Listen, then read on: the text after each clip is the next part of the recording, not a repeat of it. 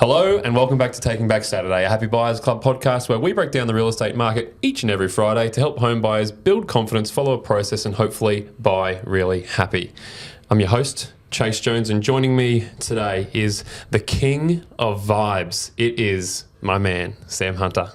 Good morning. I don't know how to respond to that. I'll take it. King of vibes. Yeah. I don't feel very vibey this morning, but we're getting there. Hey, but vibes are crucial for the home buying process. Vibes are crucial for the home buying process. We say to our clients all the time that if we can take care of like ticking all the boxes, their job is to kind of walk inside, whatever it might be, apartment, townhouse, house, and make eyes at each other. And everyone who's listening to this who has found something that they liked and either bought it or missed out will know that feeling where you look at it and you're like, oh shit. We like this place. And it's worse. It's almost worse when you find something you like. Yeah, well, so my, I'm in the throes of managing, juggling school holidays. I've got a 5-year-old who joins us, maybe one day each week of the school holidays, and he tells me real estate is boring.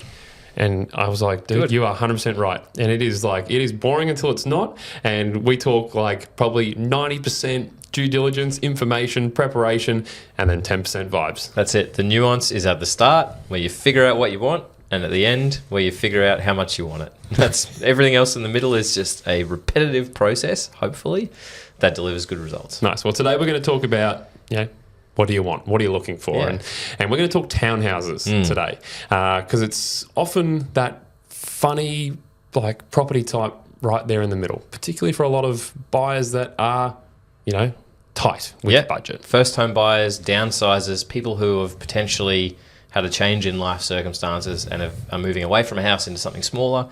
I would say that we would get at least a couple of DMs every week being like, should I buy a townhouse? And it's almost like people are looking for permission to buy a townhouse because we've all got our parents with their multiple investment properties in our ears being like, you've just got to buy a house. You've got to get the land. Shout out to anyone whose parents actually sound like that. That's ours combined. I don't know. Do you need the land? Well, here we are. Hey, spoiler alert. We do believe that townhouses are a perfect compromise for a lot of people. For sure. For be it that first home buyer or that young family that's looking to get on the ladder, or the first time investor that's like, hey, I'm either looking at buying something 20 kilometres outside the CBD that's still a pretty questionable dwelling house-wise and will require maintenance, etc. Or I can look at something way closer in that's probably going to get me better cash flow in the short term in the form of a townhouse, right? Like, there's a difference between good townhouse buying and bad townhouse buying, just like there is good house buying and bad house buying. So we're going to probably frame this out as to like what we look for in a good townhouse and how, hopefully people can take that advice on. I think with a market like Brisbane, we are a maturing city. There's more access to amenity now than perhaps there ever has been in Brisbane. And being able to reside close to a lot of that amenity might actually make a fundamental difference in the quality of life moving forward. And it is that, do you buy more, in inverted commas, further out, or do you buy less, in inverted commas, further in? The reality of that, and that's probably a podcast in itself, but it's your definition of what more and less really looks like. And I think you hit the nail on the head there. A townhouse is almost a perfect compromise for so many people because you still can find space. You still can find convenience. You still can find all the boring practicalities that we look for in real estate, like a good storage and a functional floor plan and some privacy. All those fundamentals exist in a townhouse as much as they do in a house. You just might be paying 20 or 30% less. Definitely. And like that, if you just, if you took away the townhouse like property type and you were told that it was a 3-bed, 2-bath, 2-car direct access garage, like you'd be like, wow, well, I can't afford that. For sure. And realistically, internally, they can have house dimensions, particularly when you're comparing to like tiny little post-war cottages and things like that as well. Difference being is that there's no yard, or like if there is, it's a small strip of lawn or a courtyard. But typically, because of the locations in which townhouse or multi-res developments are, they're often close to parks, which guess what? Council's looking after the mowing for you guys, and you get to just walk down the street and utilise it. Or a local pool in the summer where you get a $2 swim, right? Yeah. I think, that's not to say every townhouse is perfect, and certainly when we're on the hunt for them, there's boxes they've got to tick, and that's sort of what we thought this episode could be about. Is like, what does best-in-class townhouse look like? Location aside, let's say you've decided you want to live where you want to live. What would you look for in a townhouse around there? And there's probably a few boxes that we always look to tick. First one being floor plan. 100%. And I think we've shared this tip on this show before. We'll do it again. Whether you're buying whatever it is, the first thing that you do when you see a property get listed on your phone, you're on realestate.com.au, is swipe. Go backwards. Right. Just go backwards. Past the headshot of the agent. That's it. Back to the floor plan. Two swipes backwards so you can get your floor plan, because that is probably the most important photo in that listing. It's going to tell you what life's actually going to be like there before you worry about what does the kitchen look like, what does the bathroom look like, what does the backyard or what does the courtyard or deck look like. It's going to tell you, does it work? Does it make sense?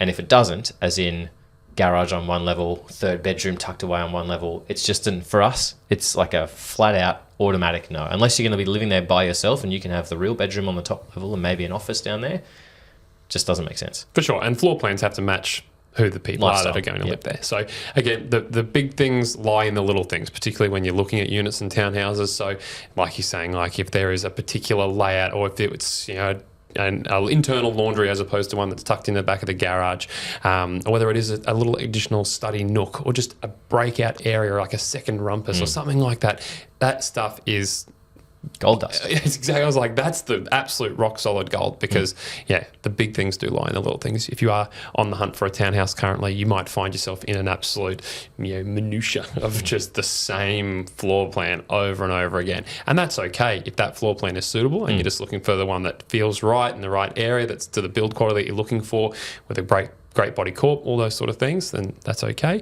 But definitely floor plans first.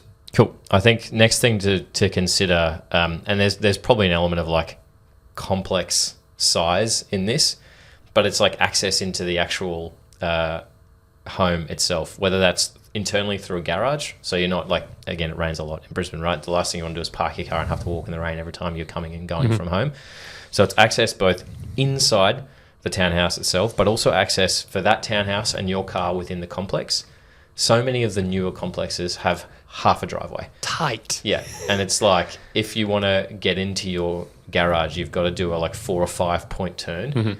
That's something to really go and check out like after an open home. If you decide you like it, or if you're doing a drive-by before an open home, take a little drive down the driveway and try and do a 3 point turn. For sure. I'm thinking of the ones that come to a T. So you drive down a central driveway and then it goes to a T, like a capital T. And if you are, say, on the right-hand side, closer to the front of the driveway, on either side, you're expected to do a U into your double garage and maneuver not only how tight the top part of the T is, but also get past your second car that's in the garage as well. It's almost impossible. Like, you're definitely not doing it in one. You'd have to have some pretty serious drift skills to be like just whipping that around and break it in. But yeah, that's life. That's everyday life. 100%. Think of practicalities, think of convenience. I don't want to have to navigate a 5 point turn every time I get my car in and out of my garage. There's an easy way to look as well, is there's often scuff marks next to garage doors on when you find these, and they typically are newer complexes. But you'll see scuff marks next to garage doors or chip bricks or something like that from people who've just tried to have a crack one too many times, and have just, edged into the building a little bit more. And again, tiny little things. You said big things live in the little things. This does make all the difference. And if that's the case, it's a compromise again, but maybe not one that you kind of want to make, and probably limits the sort of vehicle that you're going to be actually able to park at your home as well, which is not something you should typically need to think about. If you've got a garage space, ideally you're fitting whatever you want in there, but it's just worth considering. And that's a good drive-by to do, is not just drive by the complex and check out the street that it sits on, but drive by the actual complex and go and see what it's like to park in there, drive in there, live in there, get in and out, because the last thing you want to do is live at a place for a week and regret it. Yeah. And maybe this speaks to more modern builds as well, is that there's always the ability to squeeze one more townhouse in, or one extra unit. Whereas, looking at older complexes, you will feel a bit of a sense of space. maybe to their detriment, because it was like, hey, you could have squeezed another 3 more in here and the developer probably left themselves short. Why did they have 10 visitor spots? You only need 2. They're going to be doing better over the long term, I reckon. For sure. And that's it. Like, consider it. Don't necessarily scratch older complexes off your search, because they can offer benefits that the newer complexes cannot. Another thing that we take into account in every purchase and at every property is aspect and light. For sure. With I'd say you're the king of vibes, but you're also the king of aspect and light. What can't you do? What am I actually doing here? I was literally at an open home with a new client on the weekend. They were like, "What directions is this face?" And I was like, "That's west." And they're like, "How do you know that?" And I'm like, "I don't know. It's just compass. The sun's always in the right place." Yeah. I think for a townhouse, light and aspect is more important than anything. I remember when we were younger men, we were living in a townhouse in Carina Heights, like the first house after moving out of home, and our back deck faced north, but then got a little bit of the western sun in the afternoon, and we had this like brown suede couch that sat against that for however many years that we lived there. Front of the couch, like showroom condition. It's like we never sat on it, except for our mate's like drill mark when he slept on the couch overnight. The back of the couch was beige from sun damage, but we did have beautiful light coming through that townhouse all day. And that was really important because we were like mid-terrace, so we had no side windows. It was just front and back. That's where you're getting your light from. If you're mid-terrace in a townhouse and you have a southern aspect, prepare to have your lights on from like 3 o'clock in the afternoon on your winter's days. And in summer, it might feel really nice and cool, but it will always feel kind of dark. So you'll have to have bright furniture, bright bench tops, bright artwork, just to kind of liven the place up. You get that east, you get that north aspect. A lot of that stuff's taken care of. And you've just got a far more functional, practical, livable dwelling, even though you don't have side windows. Yeah, and that's also then when you do find yourself looking at a townhouse that only has one shared wall, appreciate that and take that into account when you're trying to build value into that property, because you are benefiting from not only not having the potential noise of a neighbour on that side, but then also the additional light, the space. You'll often have a little bit of access down that side as well, whether it be additional courtyarding, whatever that may be.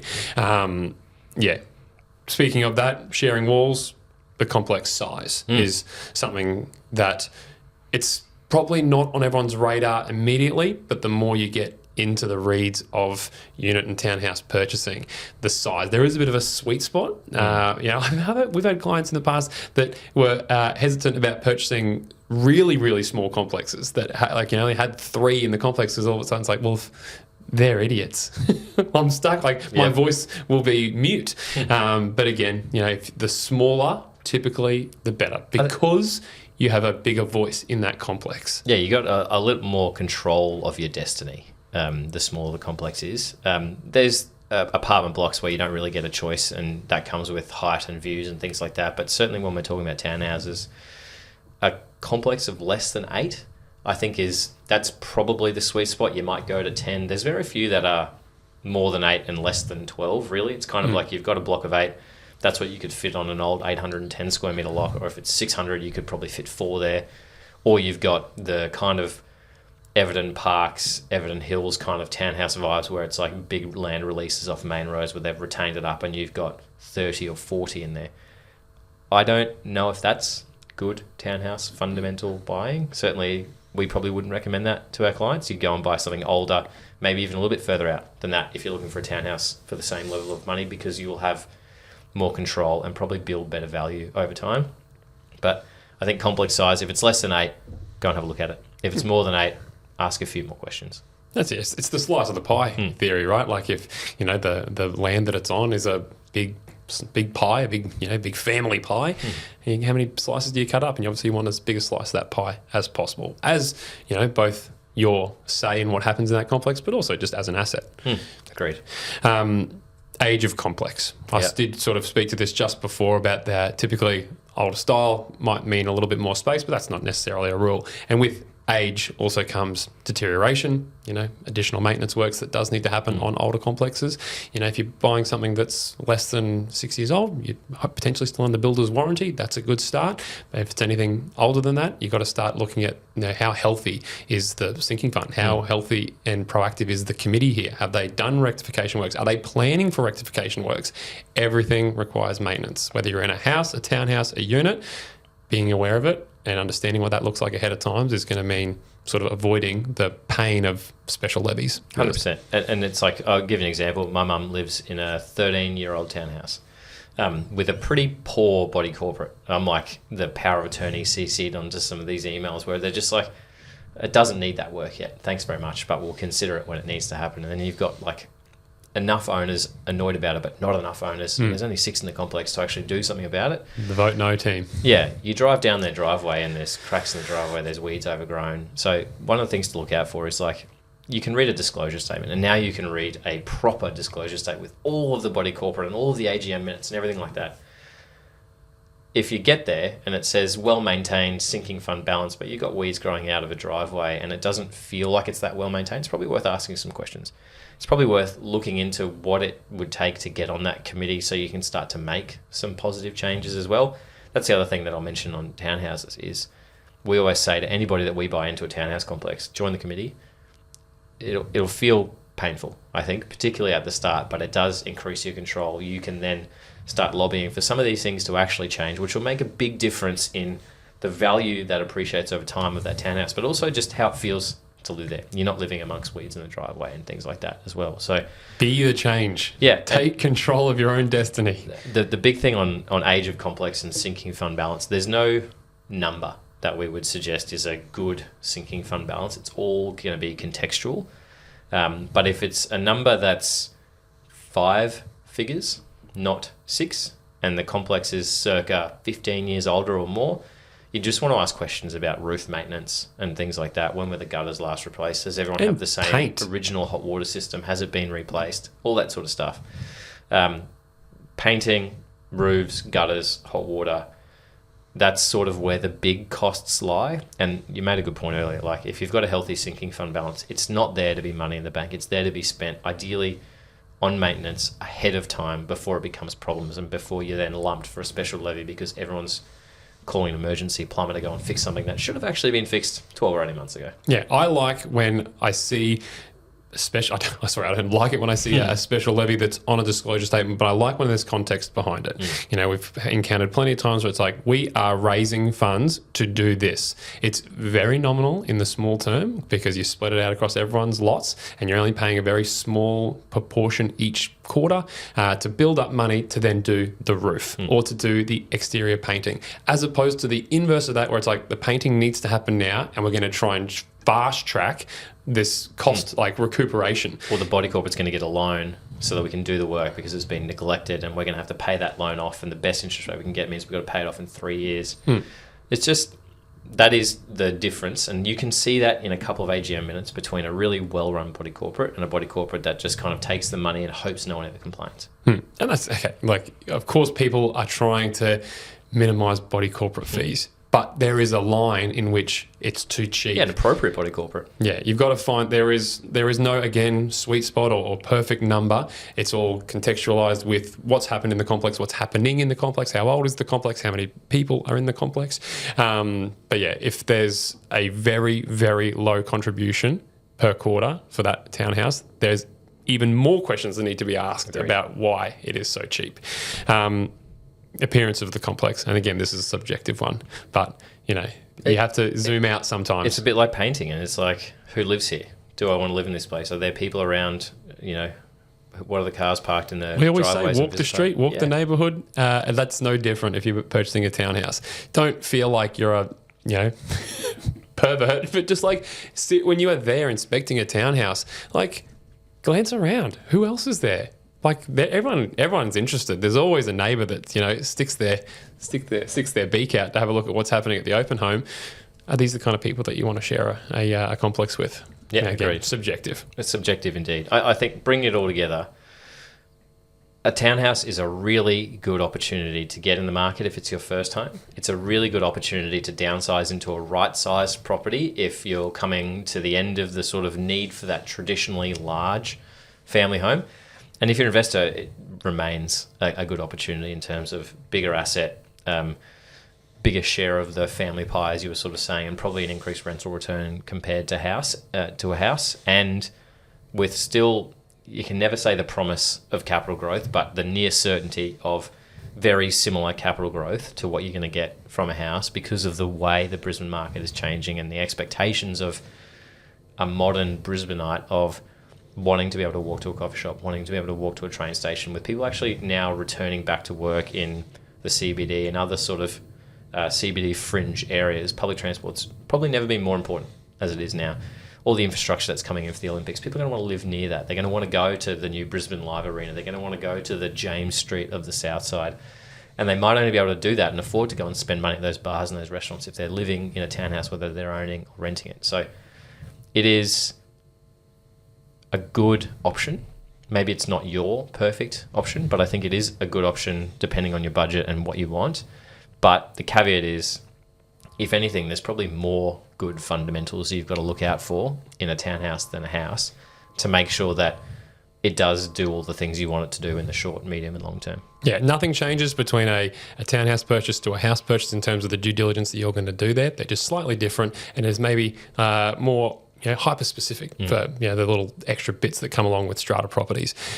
If you're in the market for a townhouse at the moment, you will know that this is an asset that it attracts a lot of people right now. There are first home buyers, there are families, there are investors, there are downsizers all looking at these products. And because of that, the prices are continuing to go up and up and up. And that is because it is a desirable product. Lean into that, understand that, realize what that market is doing at the moment. And if you are trying to buy it, make sure that you get ahead of all that. He's Sam. I'm Chayse. Cue the song.